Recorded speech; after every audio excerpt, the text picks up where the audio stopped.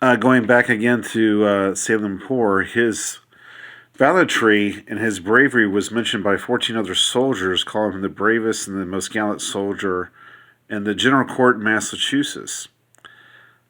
These soldiers recognized him as like a stud among all the other soldiers that were fighting with him in the battles there at Bunker Hill, Saratoga, and Monmouth.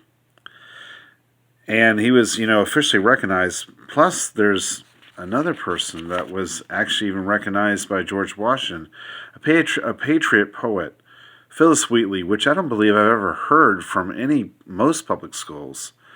What a hero she was.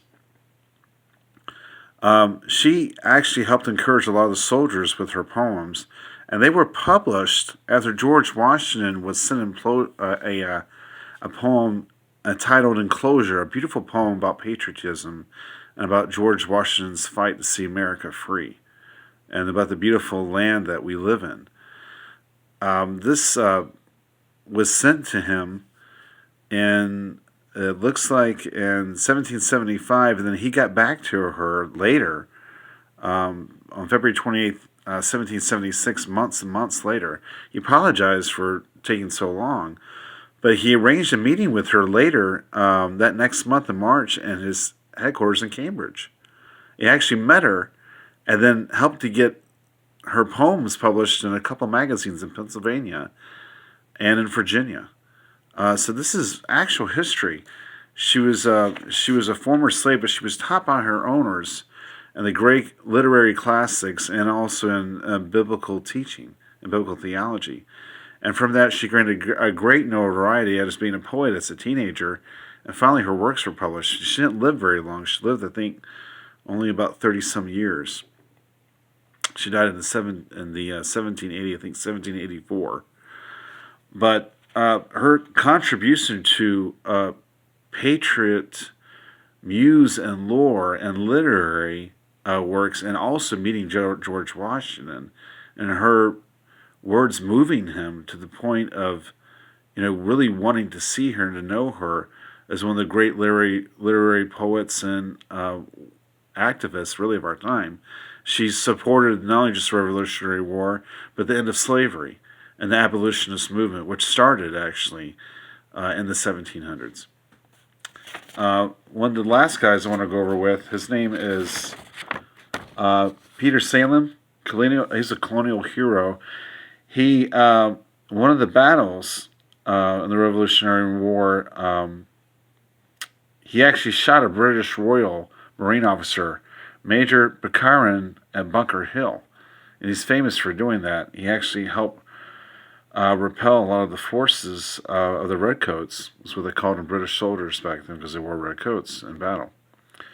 He volunteered as a Minuteman, signed up and enlisted as a Minuteman at Lexington and Concord. His owners were so supportive of him at this move at this time in his life, they freed him so he could stay enlisted into the Revolutionary War. And even though there was the loss of the colonial army there at Bunker Hill, basically his efforts inspired many colonial soldiers to want to keep fighting and not give up, to win America's independence.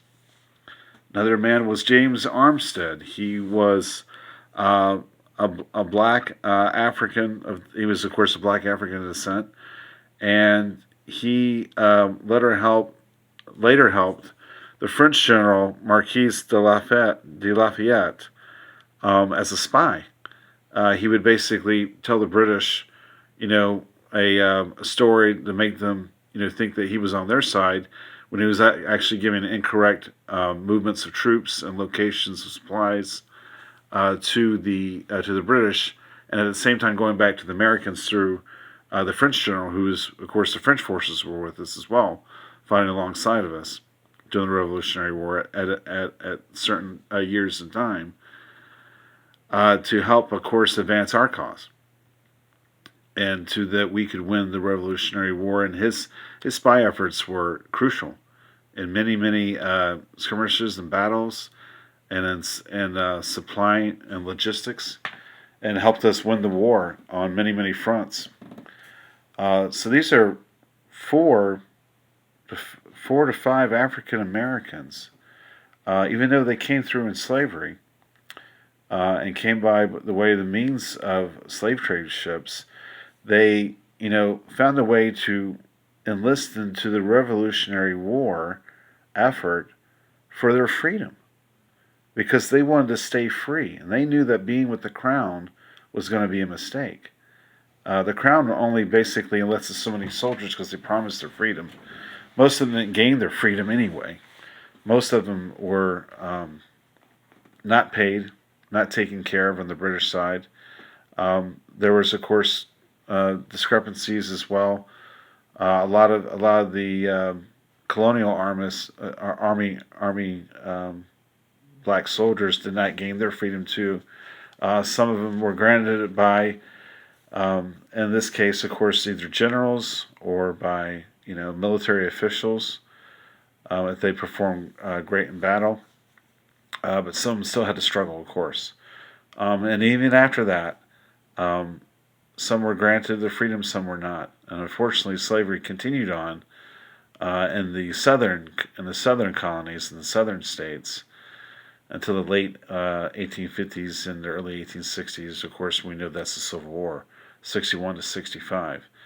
But the fact that they sacrificed so much of their life, and they believed in freedom for our nation, for our country, tells you, even after them coming here through the slave trade, they still fought for American freedom. That's incredible. And to preface this, many people may not understand this, but in almost every history and every culture of any nation, either already established or being born, unfortunately, the dark cloud of slavery has entered into those countries. And if you look again throughout the histories and the annals of civilization, all the way from ancient civilization in the Middle East all the way to the Western civilization, and even between that time and throughout the Scots, which I have Scottish blood in me, all the way back to the 12th century, on my mom's side and my dad's side, both suffered horrendous conditions by the English lords and by the English kings and princes over those territories. Just watch Braveheart; you can already see it. But that was just a small taste of what that was done to them. Many of them were hanged or beheaded for refusing to give up their women and children or their land to an English lord or an English duke or prince that was in the area.